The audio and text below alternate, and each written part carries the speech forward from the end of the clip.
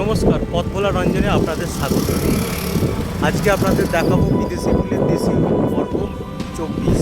এই পর্বে আপনাদের এমন একটা ফুল সম্বন্ধে বলবো যে ফুলটি না হলে লক্ষ্মী পুজো সম্পূর্ণ হয় না।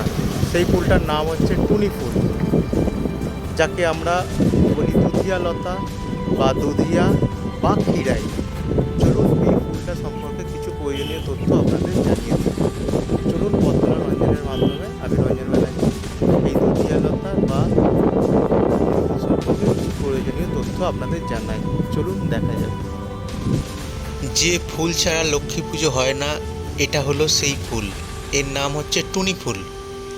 একে রোজি মিল্কউড ভাইন বলে, বাংলায় বলে দুধিয়া লতা বা দুধি বা ক্ষীরাই।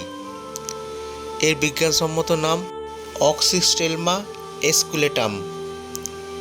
এই ফুল অ্যাপোসাইনাসি পরিবারভুক্ত বা অলিয়েন্ডার পরিবারভুক্ত।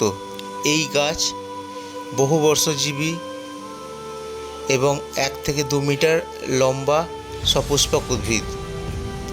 চীন, দক্ষিণ এশিয়া, দক্ষিণ পূর্ব এশিয়া, উত্তর পূর্ব আফ্রিকা দেশের স্থানীয় উদ্ভিদ। এই গাছটি ঔষধি রূপে ব্যবহৃত হয়। এর ফল খাওয়া হয়। এই গাছের ঔষধি গুণ আছে গলা ব্যথা, মুখে ঘা, ক্রনিক জ্বর, গনোরিয়া এবং রক্ত শোধক রূপে ব্যবহৃত হয়। এরা অ্যান্টি ক্যান্সার ও বিরেচক রূপে ব্যবহৃত হয়। কথিত আছে এই ফুল ছাড়া লক্ষ্মী পুজো সম্পূর্ণ হয় না। একে টুনি ফুল বলে।